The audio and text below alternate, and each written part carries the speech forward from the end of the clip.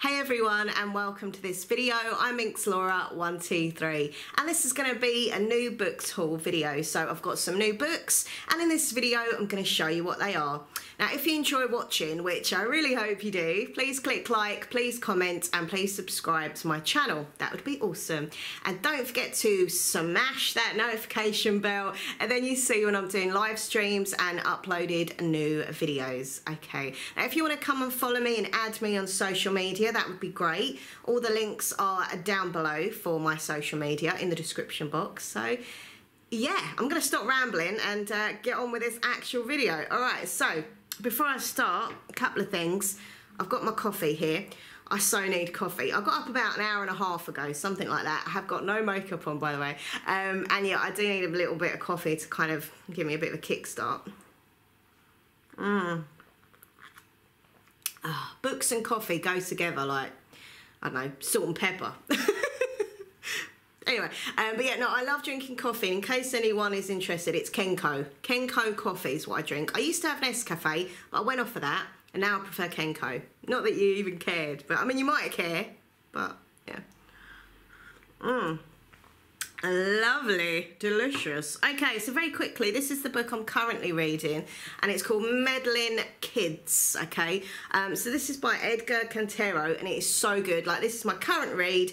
I'm loving it. I'm loving it so much, in fact, that last night I went on eBay and purchased another book by the same author, because I really am loving his writing style. So yeah, Meddling Kids, really good. It's a bit like a kind of adult Scooby-Doo. There's even a dog as well. The only thing I would say, it's a bit unfair because like the American cover is like proper funky and cool, and I think it's like purple and green and stuff, and we've got this, which isn't like a bad cover or anything. It is a nice cover, but the other cover from America was so much more funky. But that's just trivial. It doesn't matter. It's more important what's inside than on the cover. Don't judge a book by its cover, just saying. Anyway, but yeah, really enjoying this book. It's absolutely fantastic, and yeah, recommend it. So far, it looks like it's going to be a 5-star. Ooh. And don't forget, at the end of the month, I always do a little kind of monthly reading wrap-up to say what I've read and what I think about the books and what I give them out of 5-star rating kind of thing. So, so far, as I say, that is looking to be one of my favourite books of the month because I'm loving it. Or as Justin Timberlake would say, I'm loving it. Alright, okay, so the glasses are going on. Here they are. So the first book that I want to show you I got from Waterstones, and it's called What If It's Us? And it's by the amazing Becky Albertelli and Adam Silvera. So these two have got together, wrote this book. This has been such a hyped up book, like loads of people on BookTube are talking about it. Also on my Instagram, I look through like lots of book pictures, and so many people are posting pictures of, you know, that they're reading this book and stuff. It looks really good and cute. It's a bit of a romance, YA romance of two guys, and I'll read the back to you. I'm not going to read the back of all the books because we'll be here all night, but I'll read a few of them, like about what the book's about. But so it says, meet Arthur and Ben. Arthur is only in New York for the summer, but if Broadway has taught him anything, it's that the universe can deliver a show-stopping romance when you least expect it. Ben thinks the universe needs to mind its own business. What is wrong with me? Why can't I read? Hold on. If it had his back, there we go, he wouldn't be carrying a box of his ex-boyfriend's things. But after a chance meeting at the post office, the boys leave wondering what exactly the universe does have in store for them. What if they can't find each other again? What if they do and then can't now a first date? What if Arthur tries too hard to make it work and Ben doesn't try hard enough? What if life really isn't like a Broadway musical, but what if it is? Oh yeah. So I think it sounds really cute and cool, and as I say, I love Becky Albertelli books. I've read all her books and I think she's great, so I'm really looking forward to that one, and the fact that it's like proper hyped up. Thing with BookTube, I'm going to be honest, like some of the books people hype up on BookTube, I do end up getting because I'm like, oh, you know, what's the big fuss about? Some of them I've really loved that I've heard about on BookTube and I've bought and read. Others I'll read after and think, why is everyone hyped about this? It's just not that good. That's just, you know, everyone's different, you know what I mean? And also, if we all like the same books, how boring would that be? I mean, come on. Right, the next book I want to show you is by Nick Stone, and she is an amazing, amazing author, and this is called Odd One Out. So this is going to be like a bit of a kind of love triangle book. Well, she wrote the book Dear Martin, which is here, and I read that a little while ago, and it was absolutely fantastic. I loved it. So if you've read The Hate You Give, check out Dear Martin. In my opinion, it was better.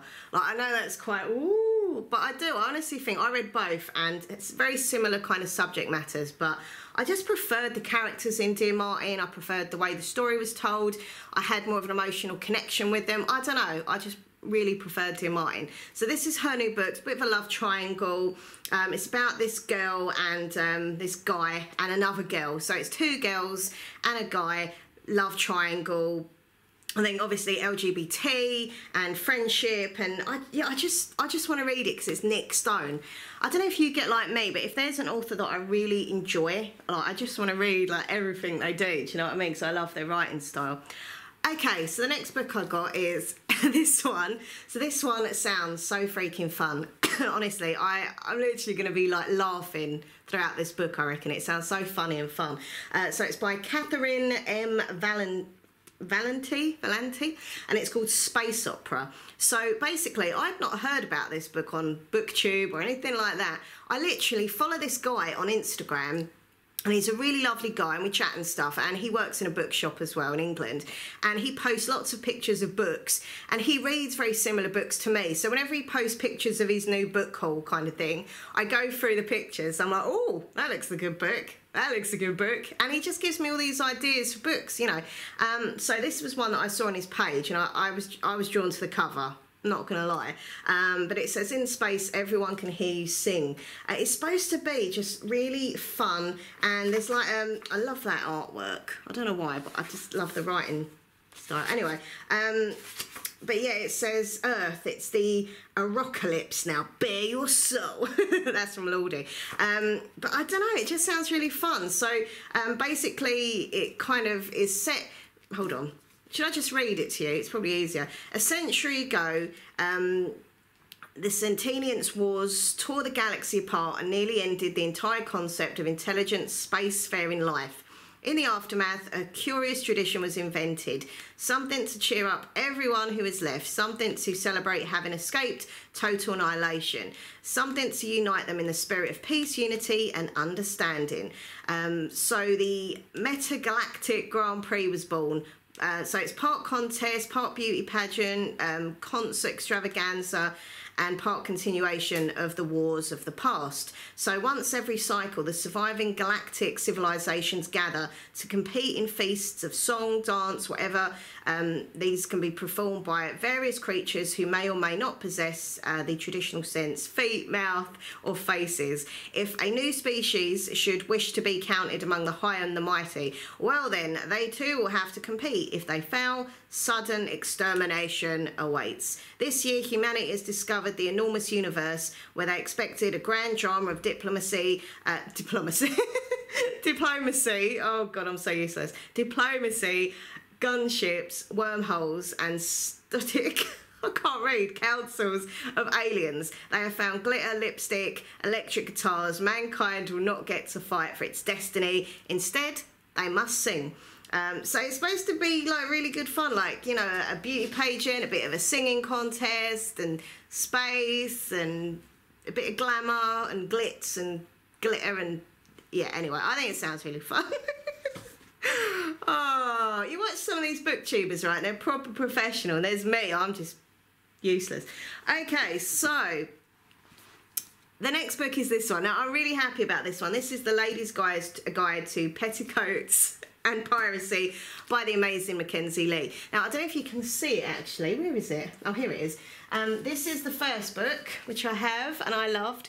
This had to be one of my favourite books I've read ever. I loved like everything about this book. Monty was such a brilliant character, and I love this book so much. So yeah, this is number one, and this is, I'll put that down there for a minute. This is number two. So yeah, this is his sister, and this is the sequel to The Gentleman's Guide to Vice and Virtue, and it's his sister, and she's kind of going on her little adventures. So I did like Felicity in the first book. She was quite sassy and, you know, quite sarcastic, but also very clever and into her things. And I did really like her, but I just hope like the other characters are in it as well from the first book, and hopefully they will be. But I'm loving the covers of these books, like they're just gorgeous. Like I love the covers of these books. So yeah, I actually got this from eBay. I'm not sure if it's out in England yet, I'm not sure. I got it sent over from America because I was so desperate to kind of have it as soon as it come out, and I'm a little spoiled brat. Okay, so the next book I've got is by the amazing Neil Shusterman and his son Jared Shusterman, and this is called Dry. Now this is a dystopian book, so I absolutely love Scythe and Thunderhead. I thought they were amazing books, like both of them wonderful, so I really wanted to read anything by Neil Shusterman. So this is What Will You Do When the Taps Run Dry? So I'll read the back to you. It says, everyone's going to remember where they were when the taps ran dry. The drought, or the tap out as everyone calls it, has been going on for a while. Life has become an endless list of don'ts. Don't water the lawn, don't take long showers, don't panic. But now there is no water left at all. Suddenly, Alicia's quiet suburban street spirals into a war zone of desperation and violence. And when her parents go missing, she and her younger brother must team up with an unlikely group in search of water. Each of them will need to make impossible choices to survive. I like books like that. I don't know why, I just get really into books like that. And as I say, Neil Shusterman is amazing. If you've not checked out Scythe, honestly, Scythe was just such an amazing book. Thunderhead was good, but Scythe was like my main favourite. And number 3 in that series comes out next year, which, whew, it's going to be exciting. More coffee. Okay, so I've got a few books here to show you. This one I got from eBay. It's called Ghost Boys, and it's by Joel Parker Rhodes. This sounds so good, honestly. I love the cover as well. Only the living can make the world better. Live and make it better. So I know it's going to be proper, like, thought-provoking. So it says, alive, 12-year-old Jerome doesn't get into trouble. He goes to school, he does his homework, takes care of his little sister, but then Jerome is shot by a police officer who mistakes his toy gun for a real threat. Dead. As a ghost, watching his family trying to cope with his death, Jerome begins to notice other ghost boys. Each boy has a story, and they all have something in common. Bit by bit, Jerome begins to understand what really happened, not just to him, but to all of the ghost boys. Yeah, I think it's going to be really good, and it's only a small book, probably won't take me too long to read. So that's that. Also, from eBay, I picked up this. This is The Peculiar Incident on Shady Street, and I'm really annoyed with myself because I can't remember who it was, but I was watching a booktuber who I watch all the time. I just can't remember her name. She's in America, and she's really pretty, and she's got really long hair, and I think she's got like a Ravenclaw picture behind her in her videos. That's how much I'm like a weirdo and watch these. I do. I mean, people are in their rooms, so I'm like looking in the background of the video, see what they got. Anyway, but I can't remember who it was, but she had spoke about this book, and I was like, oh, that sounds cool. I like that. So I went on eBay and bought it, basically. So this is a young adult, and it says, when the rain starts, when the lights go out, that's when the trouble begins. So think of a kind of horror thriller, young adult style, a haunted house, a mystery. They try and find out what happened years and years ago, and yeah, that kind of thing. But I think it sounds cool. The cover's nice as well. Ooh. So that's that one. I'm trying to hurry up because I don't want this video to be super long. I do have a tendency to ramble, and yeah, you'll end up falling asleep. Okay, also from eBay, I got these too. So yeah, these are by the amazing author Victoria Schwab, or sometimes she's called V.E. Schwab. She changes her mind, what can I say?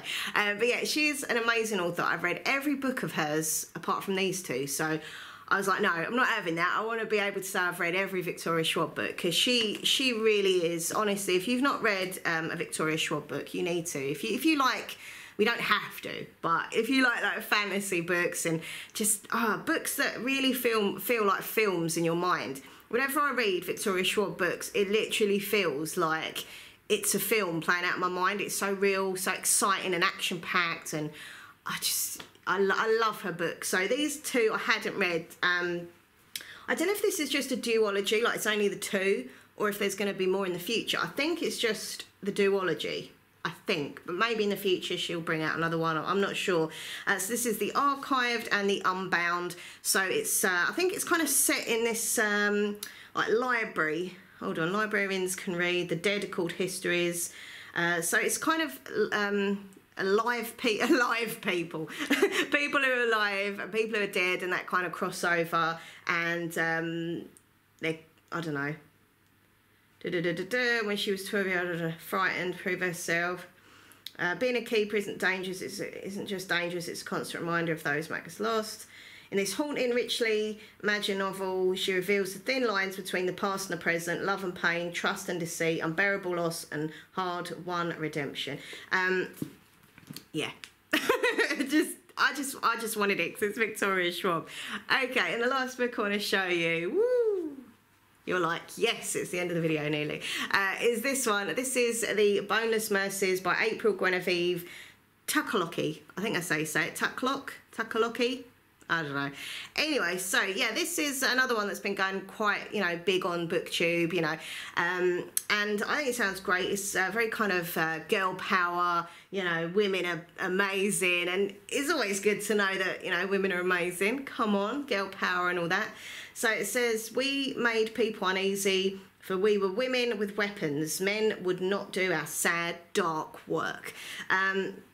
So it says, this is the story of mercies and witches, of reeds and thorns, of women and giants. Frey, Ovi, Juniper and Runa are boneless mercies, death traders, hired to kill quickly, quietly and mercifully. It is a job for women and women only. Men will not do this sad, dark work. Frey has no family, no home, no fortune, and yet her blood sings a song of glory. So when she hears of a monster slaughtering men, women and children in a northern Jarldom, she decides this is the Mercy's one chance to change their fate, but glory comes at a price.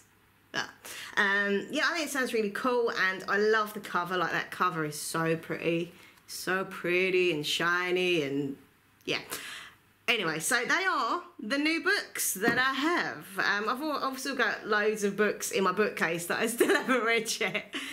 But I still keep buying more. I think that's like a general bookworm problem. You know, if you are a genuine bookworm, you have all these books you haven't read yet, but you still buy new ones. Let me know if you're like that as well. It's not just me. But the thing is, yeah, I just get kind of sucked into these books. Like, I look at them in the bookshop and, you know, I read the back and I think, yeah, that sounds my cup of tea. Or, you know, I'll go online and hear about them and I just think, oh yeah, you know, I really want to read that. And I just buy them. And then it happens again and again. Oh, that looks good. And I buy another one and so on. And it just kind of, yeah, it's like a cycle. Read a book, clear a few books, but get loads more. It's like never ending. But as I say, I do get through my books. I read a book, on average, it takes me about 2 or 3 days to get through one book. Obviously, if it's like a big, thick, like one of these, it will take me like more than 3 days. But in general, that's what I'm kind of finding out, that it takes me about 2 or 3 days to read a book. So I do go through my books. But yeah, I'm very naughty. And I do buy more than I should. But there we go. I said to the guy in Waterstones the other day, because he knows me. They all know me in there. I was like, I think I'm addicted to books. And he was like, well, there's worse things you could be addicted to. And I was like, yes. Exactly, yes. Exactly. Anyway. I'll take my glasses off now. They need a bit of a clean. Thank you so much for watching this video, and if you do like the video, which I really hope you do, as I say, please click like, comment, subscribe, notification bell, all that jazz. Links down below to Goodreads and social media. Goodreads is such a great app, by the way, and if you follow me on there, you can see what books I've read, want to read, reading, that kind of thing. And also on Goodreads, you have like, there's like a reading challenge that you can participate in if you want to, which of course I did. And so far I've read, I think it was 100, hold on, I've got my phone here, I can check. I think it was 140 books this year already. I had my goal, it's like 120, and I done that, so that was cool. Hold on, I'm just going on Goodreads, might be a second. Right, so Goodreads, and then, oh, people are messaging me on Facebook, oops. reading challenge. Here we go. Oh, it's more than I thought. It's 152 books that I've read so far this year, which isn't bad, is it? It's not too shabby. We're in October and it's 152, so woo. So next year my challenge will be higher, I think. Set my goals, aim higher. Anyway, I'm rambling. I'm so sorry. Thank you for watching. I'll see you again soon. And if you're a bookworm like me, happy reading without burping in that. Happy reading.